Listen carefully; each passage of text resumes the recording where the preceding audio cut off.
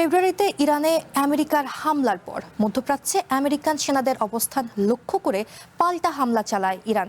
এসব অবস্থান চিহ্নিত করতে ফোন ট্র্যাকিং সিস্টেম ব্যবহার করে ইরানের হ্যাকাররা। রোমিং ব্যবস্থা এবং স্মার্টফোনের বিজ্ঞাপনকে কাজে লাগিয়ে সুকৌশলে এমনটা করে তারা। এক প্রতিবেদনে এমন বিস্ফোরক তথ্য দিয়েছে লন্ডন ভিত্তিক দৈনিক দ্য ফাইন্যান্সিয়াল টাইমস। আমেরিকা ও ইসরায়েল ইরানে হামলার প্রস্তুতি নেওয়ার সময় এবং হামলা চলাকালে মধ্যপ্রাচ্যে আমেরিকার সেনাদের লক্ষ্য করে সাইবার হামলা চালায় তেহরান।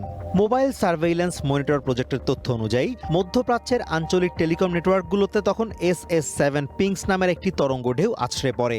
এর মূল উদ্দেশ্য ছিল নিজস্ব নেটওয়ার্কের বাইরে রোমিংয়ে থাকা সুনির্দিষ্ট কিছু আমেরিকান কর্মকর্তার ফোন ট্র্যাক করা।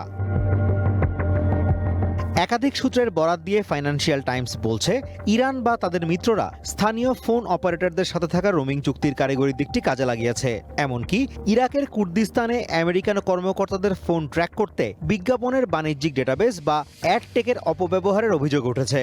সাইবার সিকিউরিটি পর্যবেক্ষণকারী সংস্থা সিটিজেন ল্যাবের গবেষক গ্যারি মিরার জানিয়েছেন, ইরানের এই সক্ষমতা রয়েছে এবং ডেটা বিশ্লেষণ করে নির্দিষ্ট ডিভাইসকে টার্গেট করার স্পষ্ট প্রমাণও পাওয়া গেছে।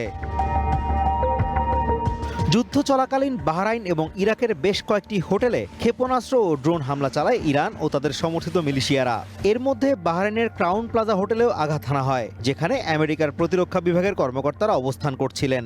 ইউএস সেন্ট্রাল কমান্ড সেন্টকমের প্রধান অ্যাডমিরাল ব্র্যাড কুপার গত এপ্রিলে কংগ্রেসে দেয়া সাক্ষ্যে স্বীকার করেন, যুদ্ধক্ষেত্রে আমেরিকান সেনাদের উপর নজরদারি করতে ইরান কমার্শিয়াল লোকেশন ডেটার অপব্যবহার করছে, এমন একাধিক রিপোর্ট তারা পেয়েছেন।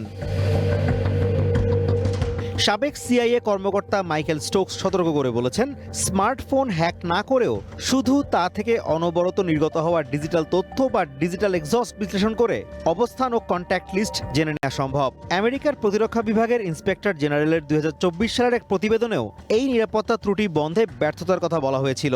এই নিরাপত্তা ঝুঁকি মোকাবিলায় কংগ্রেসে প্রযুক্তি প্রতিষ্ঠানগুলোর ওপর লোকেশন ডেটা বিক্রিতে নিষেধাজ্ঞা এনে নতুন আইন প্রণয়নের তোড়জোড় চলছে। Azimur Rashid Kanak, one international desk.